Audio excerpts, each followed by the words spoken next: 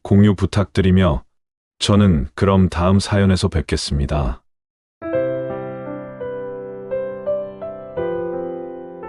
부모가 되어보면 있는 것은 내어주고 없는 것까지 만들어내면서도 아깝지 않은 그 마음. 그대들은 아시오? 하늘이 내려주신 내리사랑이라는 것. 참 잔인하기도 하지. 어찌 나의 것은 없이 자식들만 가득하게 해줘도 마음은 늘 구멍 하나. 뚫린 듯 모자란 이 심정 때문에 평생을 자식 뒷바라지하게 만드니 말이오. 죽을 때가 되어서야 내 인생 한번 제대로 살아볼 걸 후회하고 품 안의 자식이라는 걸 알면서도 미련함에 눈물 흘린다 하는데 어찌 인간은 알면서도 똑같은 길을 걷는지. 사람은 어리석은 동물임이 분명하오. 결국 자신의 입장이 되어야 먼저 가신 부모 마음을 조금이나마 알게 되고 뒤늦게 후회로 하루하루 보내게 되는 것이 말이오. 이 심정, 하늘에 계신 우리 어머니, 아버지께 조금만 내비쳤더라면 얼마나 좋았을까. 지금부터 평생 자식 하나 바라보고 산 미련한 엄마의 이야기를 시작하려 하오. 왜 그랬을까? 저 어리석은 할머니 하면서도 그대들도 과연 할머니처럼 하지 않을 자신이 있었을지? 구독과 좋아요, 알람 설정 꾹 눌러주세요. 일부 평생을 바쳐서 올해로 42 된 정석 씨. 정석 씨는 아버지 없이 자랐습니다. 정석 씨의 어머니인 한 씨는 정석 씨가 12살이 된 후부터 홀로 키워냈습니다. 많은 일을 겪었지만 병치레하던 아빠가 짧은 생을 연명하는 것보단 차라리 나을지 모른다고 생각했습니다. 그 병이라는 것이 어찌나 질긴지 한번 붙으면 어지간해선 떨어지질 않으니까요. 한 씨는 그 옛날 남편의 병수발을 들며 큰 빚을 졌고 남편은 다행인지 불행인지 일찍 세상을 떠났습니다. 슬퍼할 틈 없이 한 씨는 일을 했습니다. 많을 때는 하루에 4가지, 보통은 2가지 일을 했습니다. 현실은 차갑고 잔인했습니다. 한 신이 기댈 수 있는 곳은 곰팡내 나는 지하방 한 칸이 전부였습니다. 악착같이 빚을 갚고 정석 씨 하나라도 기죽이지 않고 키우는 것이 한 신의 목표였습니다. 부지런한 것 하나는 자신 있었기에 한 씨는 주변에서 혀를 찰 정도로 억척스럽게 살았고 빚을 갚고 작은 집 하나를 마련하였습니다. 정석 씨는 엄마와 친하지 않았습니다. 정확히는 구질구질한 자신의 집을 싫어했고 한신에게 늘 짜증을 쏟아냈습니다.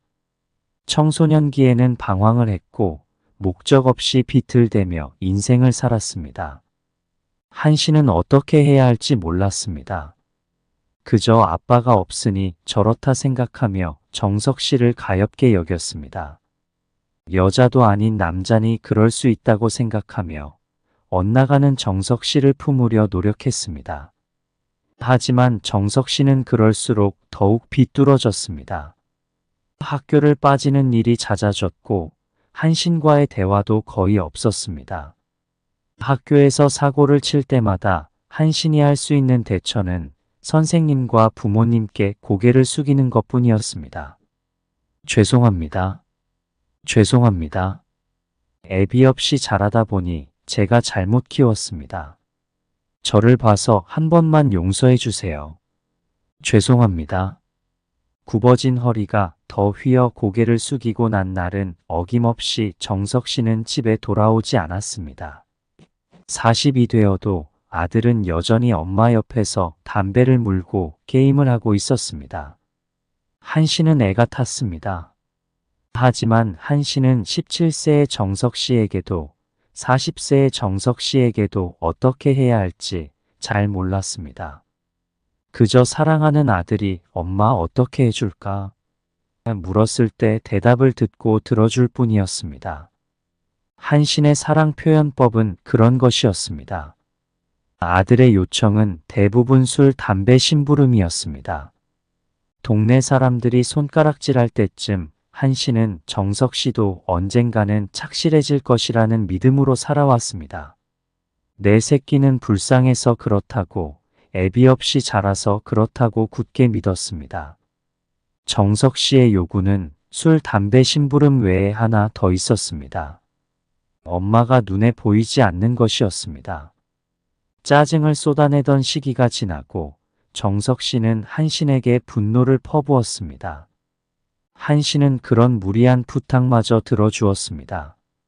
자신이 줄 수 있는 것은 모두 주는 것 외에 선택한 길은 없기에 한신은 쌀쌀한 바람을 애써 소매로 감추며 밖으로 나와 배회하곤 했습니다. 가진 것이라곤 작은 집이 전부이고 수입은 없으나 생활비는 2명의 몫이니 한신은 일을 해야 했습니다. 다행히 친구의 도움으로 국가노인 일자리 사업인 청소 일을 알게 되어 일자리를 얻게 되었습니다. 구역을 나누어 매일 정해진 시간에 쓰레기 청소를 하는 일이었습니다. 저녁에 두부라도 넣어 찌개를 하려면 한신이라도 일을 해야 했습니다. 대부분의 현금은 정석 씨의 술값으로 나갔기에 일당이 아니라 몰아받는 월급이 좋기도 했습니다. 이부집이 필요하다는 아들. 어느 날 한신이 퇴근하고 온 오후였습니다. 아들의 밥상을 차리려는 한신을 아들이 웬일로 불렀습니다. 엄마, 돈 좀 있어? 무슨 돈? 너 무슨 일 있니? 일은 무슨 일이야? 짜증나게. 그냥 돈 좀 있냐고 사람이 묻잖아. 아이고, 알아야 엄마가 마련을 하던 할 거 아니냐. 그리고 당연히 큰 돈도 당장은 없고 엄마가 받는 돈이라 해봐야 몇십만 원뿐이고 무슨 그런 푼돈 가지고.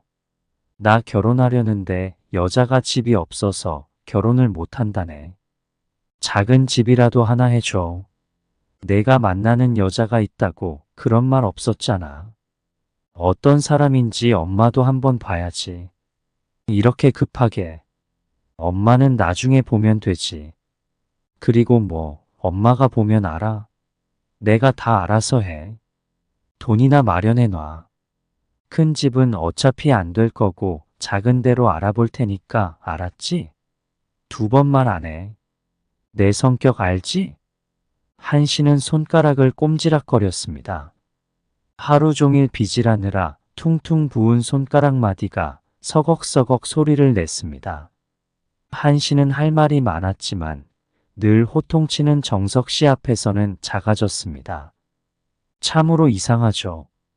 한신은 늘 최선을 다했는데 그의 방식대로 가진 것 다 내어주고 깊은 헌신을 하며 사랑으로 키웠는데도 아들은 여전히 엄마를 지나가는 개만도 못하게 대하고 있으니 말이죠. 어떻게 생긴 처자인가요? 그거 같다. 하지만 지금이 어디 그런가요? 한신은 답답했습니다. 하지만 그럴 새도 없이 한신의 걱정은 돈으로 옮겨갔습니다. 아파트는 꿈도 못 꿀 것이고 작은 빌라라도 하나 해주어야 하지 않을까 싶었습니다. 한신이 가진 것이라곤 통장에 아들 몰래 모은 1,300만 원 가량의 돈과 집이 전부였습니다. 3부 상견례와 집 마련.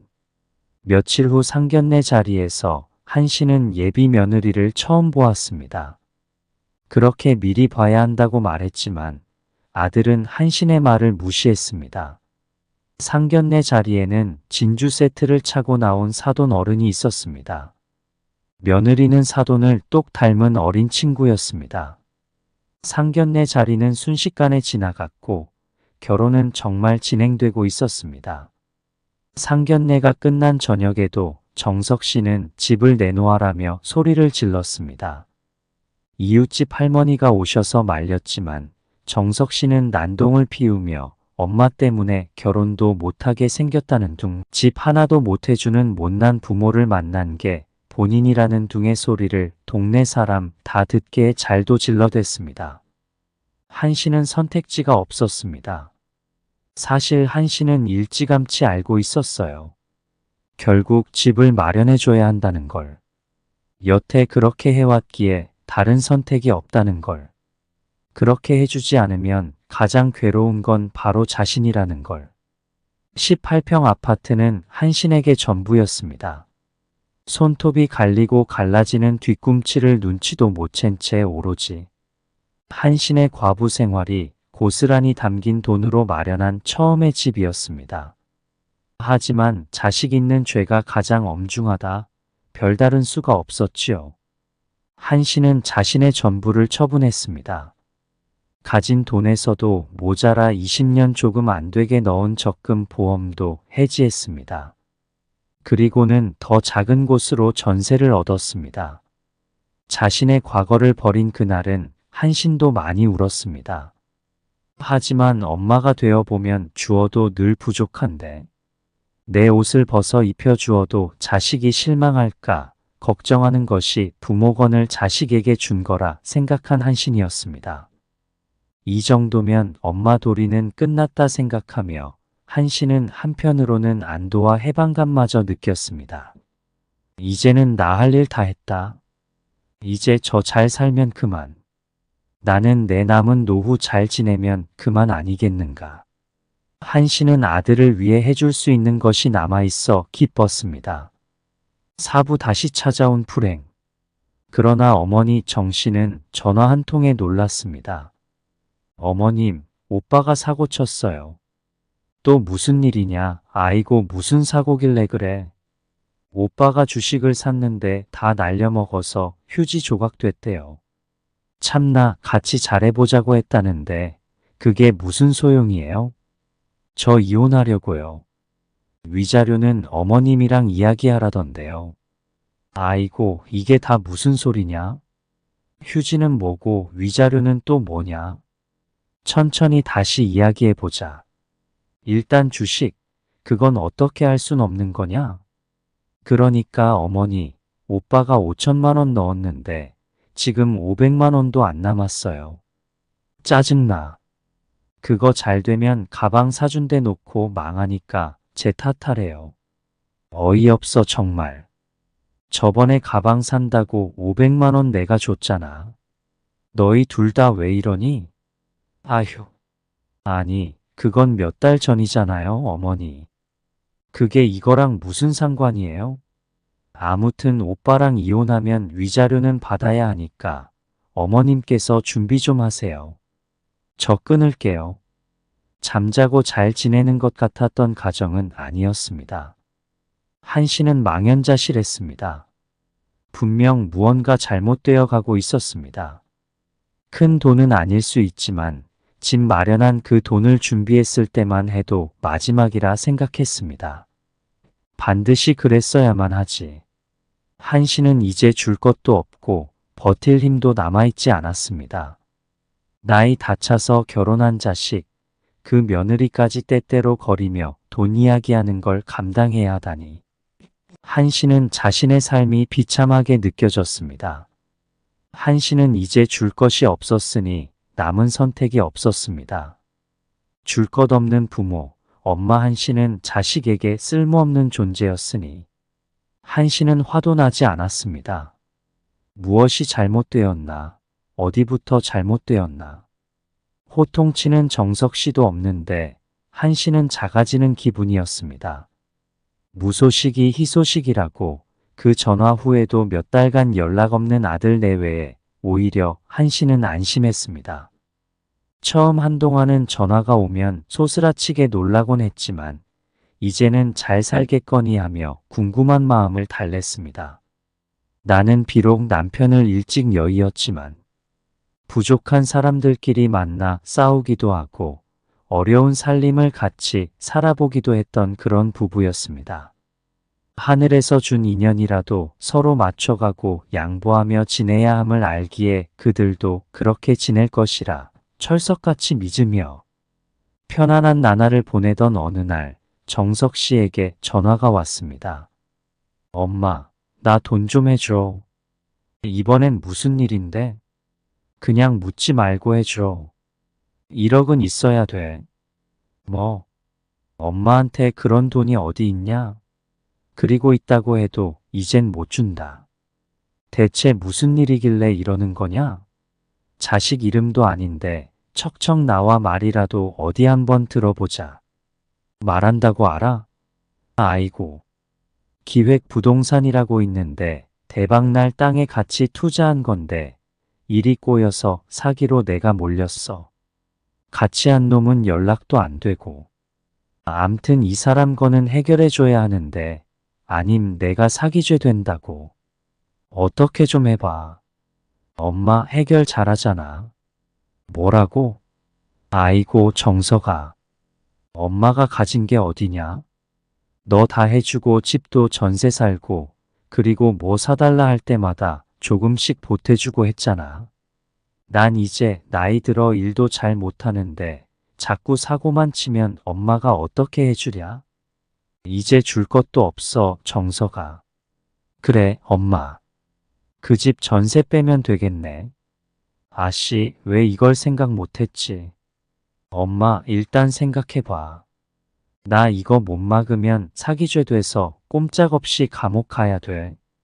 감옥 가면 이혼당할 게 뻔하고 위자료도 줘야 하고.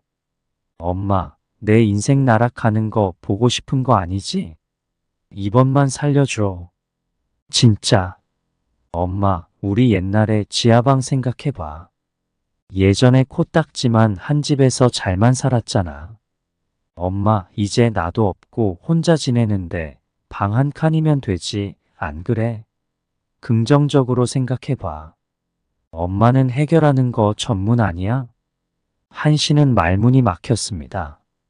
평소 막말도 서슴지 않던 아들이었지만 이번 일은 달랐습니다. 차라리 엄마는 왜 가진 돈이 없냐고, 왜 나는 아빠 없이 키웠냐고 정석 씨에게 화라도 내고 싶었습니다. 한씨는 해결을 해주는 엄마 그 이상도 이하도 아니었습니다. 정석아, 너 집 있잖아. 엄마가 돈 해줬잖아. 그거 팔고 아님 대출이라도 더 받아서 하면 마련할 수 있겠지. 엄마가 남편이 있는 것도 아니고 당장의 집도 빼면 난 어디서 사냐. 이제는 내가 문제를 해결해야지. 내 문제였던 게 엄마 문제 아니었던가? 이제 와서 무슨 자유를 주고 난리야. 그리고 나 집 없어. 엄마가 준 거 그거 얼마 된다고 집 안 샀어. 그 집 월세로 들어가고 나머지 부동산 투자했잖아. 기획부동산. 그럼 내가 그 돈이 어디서 난 거라 믿은 건데. 설마 내가 벌어서. 아이고 집을 안 사고 그걸. 그럼 너 저번에 주식인지 뭔지 그것도 혹시 그 돈이냐? 그렇지. 뭐 딱 보면 몰라. 아무튼 이미 지나간 이야기야. 계속 말해봐야 입만 아프지. 뭐 방법 없잖아. 돈 좀 마련해놔. 아니, 아들 간방 보내실 거야? 한씨는 기가 막혀서 말도 나오지 않았고 분노와 슬픔에 전화기를 든 손이 부들부들 떨렸습니다. 이제는 한신조차 가물가물한 죽은 남편 얼굴을 떠올리려 애써 보았지만 사진 속 얼굴만 떠오를 뿐 살아생전 활기 넘치던 모습은 떠오르지 않았습니다. 전화기 너머로 정석 씨는 여전히 엄마를 설득하느라 바빴지만 허공의 메아리처럼 한신의 귀에는 들어오지 않았습니다. 오부 결국 마지막 선택. 한신은 이제야 깨달았습니다. 애비 없는 것, 그것이 뭐라고 불쌍하다, 안 됐다, 가엾이 여겼던 것. 스스로 헤쳐나가야 할 일을 어리석은 부모로서 대신 맞아준 것이 문제였음을. 누구를 탓하겠어, 나를 탓해야지. 한씨는 못난 자식을 둔 엄마로서 하늘 아래 처음으로 부끄러워졌습니다. 자식 위해서라면 장기라도 팔 용기가 있는 것이 부모인지. 결국 한씨는 전세집에서도 나왔습니다. 이제는 정말 마지막이었습니다. 마지막이어야 한다는 결심이 아니라 이젠 정말 가진 것이 없었습니다. 아들을 범죄자로 만들 순 없지 않느냐? 아빠 없이 외롭게 키웠으면서 이제는 와이프도 없이 늙어 죽으란 거냐? 해줄 수 있을 때 해줘야 부모 아니냐? 등 가차없는 정석 씨의 막말에 한씨는 진절머리가 났습니다. 그래, 이만하면 됐다. 이제 죽으나 사나 내 한 몸 건사하면 된다. 어렵게 살아봤으니까 아래로 내려가는 것쯤 아무것도 아니다 생각하는 한신이었습니다. 크지 않던 집도 떠나려니 마치 마당 있는 집처럼 크게 느껴졌습니다. 번듯한 가구 하나 없는 집이었지만 이제 그마저도 사치였기에 한신은 필요한 물건 몇 가지만 챙겼습니다. 물품의 개수는 캐리어 하나를 넘기면 안 되었습니다. 한신의 거처는 이제 고시원이 될 테니까요. 씻을 때 사용할 위생용품과 계절 옷 2벌씩, 신발 2켤레를 최소로 넣어 보았습니다. 늙은이가 주책 없이 눈물이 흘렀습니다. 젊은 시절 잘 살아보자고 결혼했고 남편이 아파서 지극정성으로 간호했던 한신이었습니다. 남편이 죽은 뒤 아들 하나 보고 악착같이 살았습니다. 안 먹고 안 입고 좋은 것은 아들에게 주고 부러운 것에는 눈도 돌리지 않고 아들만 바라보며 그렇게 살아냈습니다. 열심히 산 게 죄라면 그게 전부였는데 노인이 되어 얻은 삶의 현실은 캐리어 하나였습니다. 그마저도 가방이 없어 주인집에게 받은 것입니다. 왜 그렇게 미련하게 사냐는 이웃의 말에 대꾸조차 할 수 없었던 한신은 캐리어를 끌고 나왔습니다. 방 안에 화장실이나 창문이 없는 방 중에 가장 구석진 자리에 방을 하나 받았습니다. 요즘 사람들은 예민하게 큰 소리를 내면 안 되고 냄새가 나도 민원이 들어오니 잘 관리해 달라는 말을 들었죠. 아침에 일찍 깬다고 사부작거리는 것도 금지되었습니다. 창문이 없는 이유로 방세는 월 45만 원이었고 보증금은 없었습니다. 방은 간이 침대 작은 것 하나, 책상, 옷 몇 벌 들어가는 옷장이 전부였습니다. 전등은 어둡고 옆방에 사는 여학생의 소리가 고스란히 전해지는 그런 곳이었습니다. 한신이 캐리어를 끌고 고시원에 들어올 때 젊은 사람들이 한신을 힐끔거리며 대놓고 수군대는 소리가 들렸습니다. 이제 한신은 그런 시선을 받아내야 했습니다. 자식에게 다 내어주고 여기 왔다 말할 수 없기에 그저 침묵하는 노인으로 보이는 것이 최선 아닐까요? 한신은 캐리어에 든 소박한 짐들을 정리하고 얼룩진 방벽을 바라보았습니다. 어머니, 아버지가 떠올랐습니다. 한신은 가만히 고향에서 즐겨 부르던 노래를 불렀습니다. 울밑에 귀뚜라미 우는 늦은 달밤에 기럭기럭 기럭이 날아갑니다. 가도 가도 끝없는 넓은 하늘로 엄마 엄마 부르며 날아갑니다. 이제는 늙어버린 한신도 한때는 어린아이였고 소녀였고 처녀였고 서투른 엄마였습니다. 많은 역할을 거쳐온 한신은 이제야 깨달았습니다. 나는 서투른 엄마에서 멈췄을 뿐 나이만 먹는다고 해서 저절로 현명한 부모가 되는 것이 아니구나. 왜 나는 아들에게 헌신만 했을까? 끝없는 희생이 아들을 삼키고 우리의 행복을 가져가 버렸구나.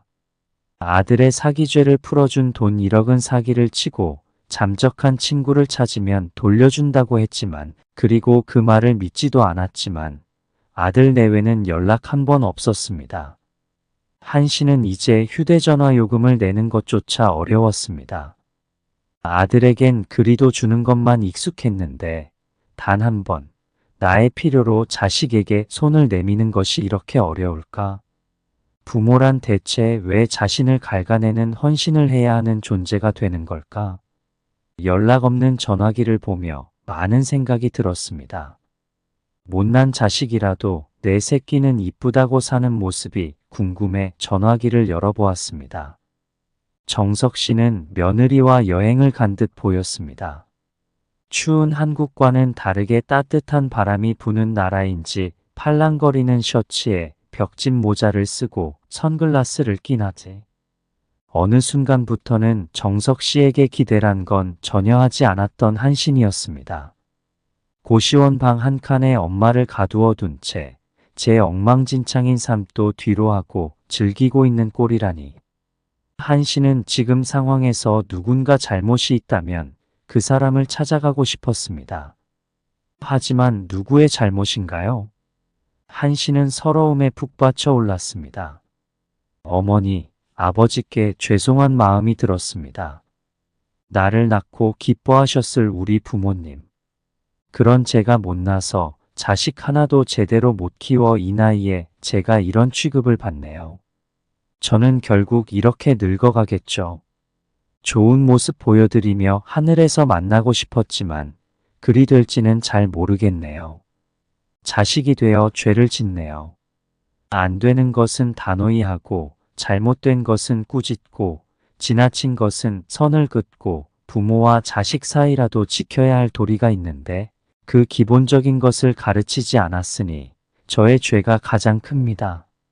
하늘에서 만나면 이런 저를 보고 뭐라 말씀해 주실 건가요? 그 후로도 한 씨는 아들에게서 연락을 받지 못했습니다. 이따금 먼저 전화를 걸어 고시원 월세라도 보태 달라고 말하면 고시원에 간 건 엄마 선택이지 않냐는 남보다 못한 말을 쏟아냈다고 합니다. 엄마가 당장 죽어도 웃을 것만 같은 정석 씨, 참으로 악마와 다를 바 없지 않습니까? 오로지 한신이 사랑을 많이 줬을 뿐인데 정석 씨는 죄책감도 하나 없는 아들이 되었습니다. 못난 놈 떡 하나 더 준다는 옛말이 생각납니다. 그대들도 그렇게 생각하오. 귀한 자식일수록 어미가 가르치고 세상을 살아가는 방법을 알려줘야 하는데 부모가 되면 자식 마음에 상처를 낼까 우려해 떡을 빚어주고 사다주고 먹여주는 국이 되지 않았겠습니까? 미운 놈에게 줄 떡이 있어야 하고 내 자식이 배만 부르도록 해주면 그대들에게 오늘 한신의 이야기가 도움이 되리라 생각합니다. 필시 부모는 언젠가는 후회하는 순간이 있겠지만 오늘 한신처럼 초라한 노년만큼은 우리 이야기가 되지 않아야 하지 않겠습니까? 의도치 않은 일들이 터지는 다사다난한 인생. 하지만 멀리 보면 잠시뿐인 인생. 자식들 앞길만 생각하다가 내 인생 어떻게 될지 모르는 것인데 그대들은 미련함을 조금 버리고 지나온 길 한번 돌아보시오. 그리고 앞으로 어떻게 해야 하늘 가는 날 멋지게 살았다 말할 수 있을지 한번 생각해 보시오. 우리 그대들 오늘부터라도 잘 살아보아야 하지 않겠습니까? 여러분들은 어떻게 생각하시나요? 여러분들의 생각을 댓글에 공유해 주세요. 두 번째 이야기입니다. 중독으로 무너진 세 가족의 비극. 단란했던 세 명의 가족이 평생 지옥 같은 삶을 살며 눈물로 새벽을 맞이하고 있습니다. 여러분, 중독이라는 단어를 아시나요? 그 단어는 참으로 잔인합니다. 그 단어 때문에 모든 것이 엉망이 된 사연을 들어보시겠습니까? 정기용 씨는 젊었을 때 군대 말년 병장 시절에 이등병에게 소개받아 아리따운 김순옥 씨를 만났습니다. 당시 31살의 노총각이었던 정 씨에게 김 씨는 그 자체로 완벽한 이상형이었습니다. 작은 키에 마른 몸의 자신과 달리 큰 키에 통통한 체형 그리고 까무잡잡한 피부를 가진 그녀에게 반하지 않을 수 없었습니다. 둘은 대화가 잘 통했고 서로에게 웃음을 주며 점점 호감을 쌓아갔습니다. 같은 꿈을 바라보며 두 사람은 연인으로 발전했습니다. 하지만 두 사람의 사랑은 순탄치 않았습니다. 작은 키에 마른 정 씨가 여자를 먹여 살릴 수 있겠냐며 여자 쪽 부모님이 결사반대를 했습니다. 그러나 정 씨는 자신의 계획과 목표를 설명하며 자신은 키가 작고 왜소하지만 대학까지 졸업했고 건설업 영업일을 하며 건설업은 먹고 사는데 전혀 걱정이 없는 직종이라고 주장했습니다. 그의 포부와 자신감의 여자 쪽 부모님도 1년간의 고민 끝에 결혼을 허락했습니다. 결혼 후 정 씨는 대기업 건설업체의 영업사원으로 취직하여 전국을 돌아다니며 열심히 일했습니다. 꾸준한 저축 덕분에 1년 만에 집을 마련해 시부모님과 아내와 함께 살 집을 꾸렸습니다. 비록 작지만 행복한 나날들이었습니다.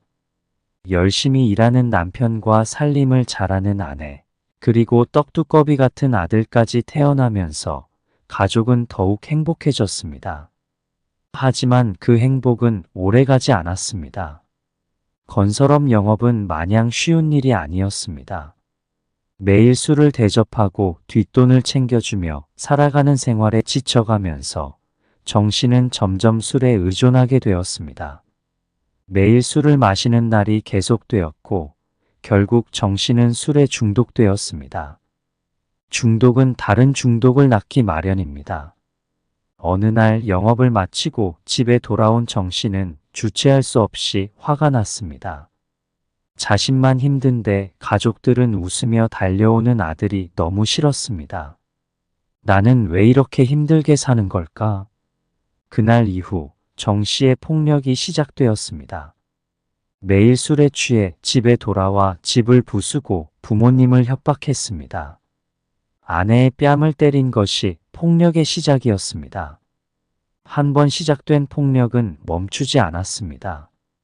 정씨는 술로 체중이 100kg 넘는 덩치로 아내를 밟고 아들을 던지며 때리기 시작했습니다. 김씨는 매일이 두려웠습니다. 매일 저녁 7시마다 시부모님은 방 안에 들어가 문을 잠갔습니다. 김씨와 아들도 다른 방에 들어가 문을 잠갔지만 소용없었습니다. 정씨는 망치로 문을 부수고 칼을 들고 아내의 목에 대며 죽이겠다고 소리를 질렀습니다. 죽여버릴 거야. 너희 죽고 나도 죽고 다 죽자. 이딴 세상 다 끝내자. 여보, 제발 진정해줘요. 내가 잘할게요, 제발요. 정씨는 아내의 만류에도 불구하고 욕을 퍼부으며 아내를 칼로 때렸습니다. 결국 아내의 머리에 출혈이 생겼고 시부모님은 급하게 119를 불렀습니다. 김씨는 의식을 잃었고 119대원들은 정씨를 제압하며 아들에게 112에 신고하라고 조언했지만 아들은 고개를 돌렸습니다. 김씨가 병원으로 실려가고 상황이 정리된 후 정씨는 아들에게 돈을 던지며 술을 사오라고 했습니다. 한겨울인데도 아들은 맨발로 나가 술을 사왔습니다. 4시간 후 새벽에 아내와 시부모가 돌아왔을 때 정씨는 칼을 들고 마루에서 잠들어 있었습니다. 놀란 아내를 달래며 시부모는 오늘은 우리 넷이 함께 자자고 말했고 날이 밝을 때까지 두려운 밤을 지새웠습니다. 통증과 괴로움으로 김씨는 잠을 이루지 못했습니다.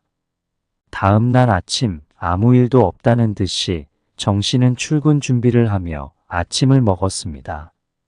여보, 이 국이 왜 이렇게 짠 거야? 아침부터 먹을 수 있는 걸 줘야지. 미안해요, 여보. 물 더 붓고 다시 끓여서 줄게요. 먹고 가요. 좋은 재료 많이 넣었어요.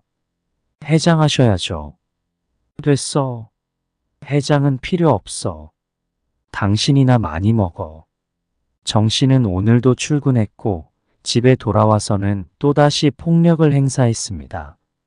그러던 어느 날 큰 복합상가 수주에 성공해 회사에서 표창장을 받았습니다. 처음이자 마지막으로 가족들이 정씨의 웃는 모습을 본 날이었습니다. 취한 채로 집에 돌아왔지만 가족들을 때리지는 않았습니다. 내가 이렇게 열심히 사는데 너희들은 한심해. 내가 상도 받고 왜 나만 고생해야 해? 그는 야유와 물건을 던지며 가족들을 위협했습니다. 그 이후로 정씨는 승진도 하고 회사에서 인정을 받기 시작했습니다. 동료들은 그의 고생을 안쓰러워했지만 밤이 되면 그는 무서운 늑대가 되었습니다. 정씨의 이중생활은 계속되었습니다. 김씨는 살이 20kg나 빠질 만큼 메말라갔고 먹지도 자지도 못한 채 오랜 생활을 견디며 몸은 점점 야위어 갔습니다. 나는 왜 정씨를 선택했을까? 그 다정했던 정씨는 어디로 간 걸까? 내가 돈을 벌었다면? 내가 살림의 보탬이 되었다면 정씨는 변하지 않았을까? 김씨의 생각은 점점 어두워져만 갔습니다. 어느 날 또다시 폭력의 밤이 찾아왔습니다. 참다 못한 84세 시아버지가 아들을 말리려 했지만 정씨는 아버지를 밀어버리고 아내를 때렸습니다. 아버지는 뇌출혈로 바닥에 쓰러졌습니다. 김씨는 급하게 119를 불렀지만 이미 머리가 깨져 너무 많은 피를 흘린 아버지는 이 시간 만에 숨을 거두셨습니다. 가족들은 참담한 현실을 받아들일 수 없어 서로 끌어안고 울었습니다. 한없이 나를 예뻐해 주셨던 시아버지, 어째요? 가시면 안 돼요. 아직 가시면 안 돼요. 김씨의 울음에 시어머니는 졸도하셨고 중학생인 아들은 엄마와 할머니를 끌어안고 울기만 했습니다. 병원 안은 그들의 울음으로 가득 찼습니다. 김씨는 매일 시퍼런 멍을 달고 살았습니다. 동네에서는 친구 하나 없이 저 집안은 매일 시끄럽고 깨지는 소리만 들린다고 수군거렸습니다. 몇 번의 경찰 신고에도 불구하고 불쌍하다는 말밖에 듣지 못했습니다. 김씨는 오늘도 내일도 고된 얼굴로 시장을 다니며 시어머니와 아들을 정성스럽게 돌보았습니다. 행패가 있을 때마다 맞서 싸우려고 했지만 이는 더 나쁜 결과만 초래했습니다. 김씨는 모든 삶을 잃은 사람처럼 그저 숨만 쉬고 사는 시체와 같았습니다. 수년이 흐르고 8년째 만년 과장인 정씨는 불만투성이었습니다. 왜 이렇게 열심히 일하는데 아무도 나를 인정해주지 않는 거야? 매일 술을 마시며 영업은 점점 평판이 나빠졌습니다. 어느 날 사건이 발생했습니다. 업체와 회식 후 술에 취해 부장님께 전화하여 상가, 건물 수주를 보고했지만 경쟁업체에게 빼앗겨버린 것이었습니다. 시대가 변했습니다. 이제 더 이상 회식과 뒷돈은 씨알도 먹히지 않는 시대가 왔습니다. 결국 부장님께 혼이 나고 정씨는 영업을 나가지 않은 채 몰래 술을 마시기 시작했습니다. 하루 이틀이 지나고 한 달이 지나자 부장님이 정씨를 불렀습니다. 정기용 과장, 그동안 열심히 일한 건 알겠네. 그런데 회사 주변에 자네가 매일 술을 마시는 걸 본 사람이 많네. 이건 중징계감이야. 미안하지만 위로금은 충분히 챙겨줄 테니 회사를 그만두게나. 정씨는 멍한 표정으로 방을 나왔습니다. 동료들은 서둘러 그의 시선을 피했습니다. 정씨는 이제 쓸모없는 사람이 된 기분에 사로잡혔습니다. 집으로 돌아온 정씨는 아무렇지 않은 표정으로 아내에게 연차냐고 묻는 아내를 뭉개듯이 때렸습니다. 학교를 마치고 돌아온 아들이 본 광경은 처참했습니다. 아내는 남편에게 눕혀진 채로 주먹질을 당하고 있었고 그 옆에서 할머니는 오줌을 지리며 울고 있었습니다. 문이 열려 있어 동네 사람들은 모두 이 광경을 목격했습니다. 비참함에 빠진 김씨는 맞으며 구경거리가 되었습니다. 이때까지도 정씨의 폭력은 멈추지 않았습니다. 경찰이 올 때까지 어느 누구도 그를 말릴 수 없었습니다. 이제 새 식구의 24시간이 시작되었습니다. 아들은 등교할 때나 학교에서 돌아올 때마다 어머니와 술에 취한 아버지를 보는 것이 괴로웠습니다. 어느 것 하나 해결할 수 없는 자신을 보며 눈을 감아도 악몽 같은 날들이 계속되었습니다.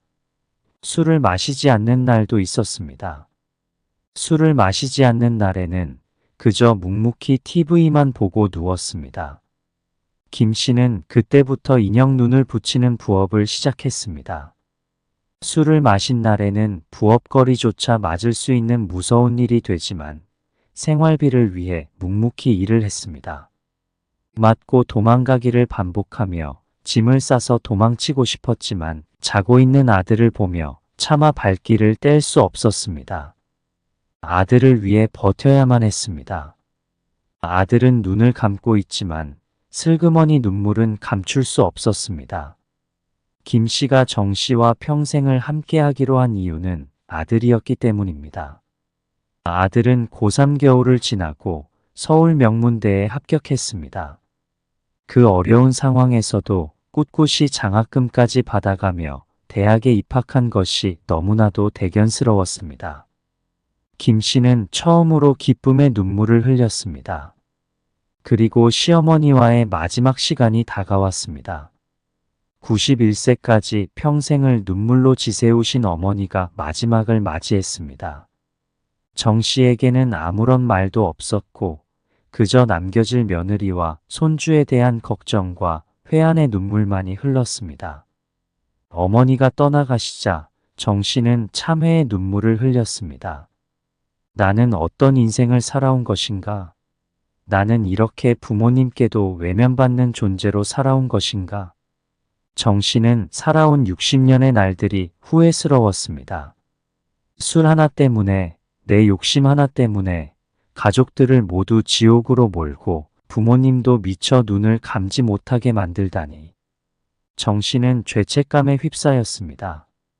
이렇게 살 수만은 없겠구나. 어머니가 떠나가시고서야 깨달은 것이었습니다. 모든 것을 잃어봐야 정신을 차릴 수 있구나. 어렸을 적 어머니가 어릴 때 항상 해주시던 쑥떡의 그 쫄깃함, 따뜻했던 아버지와 어머니의 웃음, 그 모든 것이 그리워졌습니다. 자신이 바뀌어야 한다는 생각을 한 이때가 정 씨의 가장 큰 결심이었습니다. 어머니의 장례가 끝나고 정 씨는 가족들에게 말했습니다. 나 이제 알코올 치료센터에 다녀볼까 해. 어떻게든 일을 찾을 테니까 아들도 걱정 말고 공부에만 전념해라. 그동안 정말 모두에게 미안해. 가족들은 놀랐지만 기쁨의 눈물을 흘렸습니다. 그동안의 고생이 끝이 난다고 생각하며 아들과 아내는 서로를 붙잡고 울었습니다. 그런 가족들을 보며 정 씨는 더 미안한 마음에 가족들을 꼭 안았습니다. 그 후 평온한 날들이 계속되었습니다. 아들은 학교에 다니고 어머니는 부업을 하며 여러 아주머니들과 이야기를 나누었습니다. 아주머니들은 선입견에서 벗어나 얼마나 괴로웠을까 도와주지 못한 자신들을 원망했습니다. 정 씨는 알코올 치료센터에 다니며 건설업 경비를 맡게 되었습니다. 건설업에 평생을 종사했던 정 씨를 위해 동료들이 마련해준 자리였습니다. 기용아, 술 끄는 거 잘했어. 그동안은 잊고 앞으로는 행복한 길만 걸어보자. 내가 밥 사줄게, 가자. 평온한 날들이 계속되었고 4년 뒤 김 씨의 아들은 굴지의 대기업에 취직했습니다. 정 씨와 김 씨는 아들을 향해 축하 꽃다발과 임명장을 보며 눈물을 흘렸습니다. 우리는 자식만은 잘 키웠구나. 아들이 회사를 다닌 지 반년이 지나고 술의 중독은 다시 가족을 찾아왔습니다. 깊은 수면 속에서 잠자고 있던 것이었습니다. 아들이 취직한 후 취직턱을 내야 한다며 매일 술을 마셨습니다. 아버지, 어머니가 나한테 해준 게 뭐가 있어요? 나 혼자 이렇게 열심히 살아왔는데 내 앞날에 부모님은 걸림돌이지 뭐냐고. 접시가 정 씨를 향해 날아들었습니다. 아버지가 한 짓 나도 똑같이 갚아줄 거야. 아들은 아버지를 밀치며 싸움을 시작했습니다. 말리는 아내와 아들은 밀쳐져 엉덩방아를 찍고 주저앉았습니다. 악몽이 다시 시작되었습니다. 아들은 정 씨보다 더 심했습니다. 그동안 쌓인 스트레스를 풀듯이 부모를 구타하며 심지어 자해하거나 죽겠다고 난동을 부렸습니다. 아들은 매일같이 아버지를 원망하며 자신을 지켜주지 못한 어머니도 함께 원망했습니다. 노부부는 아들을 말릴 수 없었고 결국 아들을 정신병원에 강제 입원시켰습니다. 아들이 자해하는 모습을 보며 실신하는 아내를 보며 정 씨는 마음이 찢어질 듯 아팠습니다. 내가 이렇게 만들었구나. 정 씨는 자신을 탓하며 경비 생활도 열심히 하고 아픈 아내를 돌봤습니다. 3년이 지나고 많이 호전되었다는 의사의 말에 정 씨는 아들의 퇴원에 동의했습니다. 집으로 돌아온 아들을 보자마자 어머니는 와락 아들을 안았습니다. 멍하니 아무것도 없는 곳을 바라보는 아들은 정신이 반쯤 나간 상태였습니다. 아들은 부모님이 나가실 때마다 집안의 물건으로 자신을 해치기 시작했습니다. 한 번 시작된 자해는 약으로도 달랠 수 없었고 자신의 처지와 괴로움이 그를 완전히 망가뜨렸습니다. 부모님이 돌아올 때면 항상 피투성이가 된 방을 정리하며 눈물을 흘리는 어머니와 아들을 응급실에 데리고 가는 정 씨의 일상이 계속되었습니다. 어느 날 정 씨는 아들을 아내와 함께 병원에 데려다 주고 집으로 돌아오는 길에 강가를 지나가다가 생각에 잠겼습니다. 내가 살아온 32년의 인생은 도대체 무엇이었을까? 내가 때리던 것은 무엇이었고 내가 진정으로 원하던 삶은 무엇이었을까? 정 씨는 아내에게 전화를 걸었습니다. 아들은 말이 없었고 김 씨가 전화를 받아 다그쳤습니다. 애한테 무슨 말을 했길래 애가 이렇게 울어요? 다 늦었어요. 이미 다 늦었어요. 우리가 평생 속죄하며 애를 돌보는 수밖에 없는 것 같아요. 정 씨는 한탄하며 모든 것이 자신에게서 비롯된 일임을 깨달았습니다. 자기가 시작했고 자기가 끝내야 하는데 어디서부터 풀어야 할지 모를 만큼 꼬여 있구나. 아들을 고치고 싶지만 이미 너무 먼 길을 떠난 것 같습니다. 늦은 새벽 김 씨가 정 씨를 깨웁니다. 여보, 왜 그랬어요? 왜 갑자기 애한테 미안하다고 했어요? 이미 다 늦었어요. 우리가 평생 속죄하며 애를 돌보는 수밖에 없어요. 미안해. 그냥 이기심에 미안하다고 하고 싶었나 봐. 앞으로 그렇게 할게. 새벽이 밝아올 때까지 두 사람의 대화는 이어졌고 문 앞에 앉아있는 아들은 몰랐습니다. 아들은 눈물이 멈추지 않아 허공을 바라보며 중얼거렸습니다. 밖으로 나온 두 사람은 자해한 아들을 보고 놀랐습니다. 두연아, 왜 그래? 또 왜 그랬니? 아들을 품에 안고 어머니는 피투성이가 된 팔을 닦아내려 했습니다. 정 씨는 말이 없었습니다. 가슴 깊이 슬픔만이 가득했습니다. 내가 한 존재를 이렇게 만들 수 있구나. 정 씨는 엎드려 엉엉 울었습니다. 셋이서 서로 껴안고 울었습니다. 행복은 저 세상 편이라는 생각에 빠진 아들의 눈에도 눈물이 그렁그렁했습니다. 119가 도착했고 아들과 아내는 차에 올라탔습니다. 그들을 멍하니 바라보는 김 씨의 양손에는 아들의 피가 묻어 있었습니다. 세상이 장밋빛이 아닌 피비린내 나는 붉은 세상임을 김 씨는 보고 있었습니다. 60대 정 씨는 파란 대문 앞에 서 있습니다. 119는 사이렌 소리와 함께 멀어져 갑니다. 엉망이 된 방을 정 씨가 정리하기 시작합니다. 말라버린 수건에는 피가 흥건히 젖어 있습니다. 평생 이렇게 살아가야 한다는 것을 알기에 정 씨는 자신이 해왔던 일을 되새기며 방을 정리합니다. 돌아올 아픈 아들과 메말라버린 아내를 위해 오늘도 구석구석 청소를 합니다. 앞으로의 삶이 어떻게 될지는 아무도 모릅니다. 그러나 술과 폭력으로 가득했던 정 씨와 김 씨의 삶은 메마른 사막과도 같습니다. 물도 없고 오아시스도 보이지 않는 사막에 버려진 것처럼 말입니다. 이 메마른 파란 대문의 집은 오늘도 활짝 열려 있습니다. 아무도 관심 없는 많은 사람들 속에서 괴로움에 몸부림치는 세 사람, 그들은 오늘도 눈물을 흘리고 있을 것입니다. 오늘 이야기 여러분들은 어떻게 생각하시나요?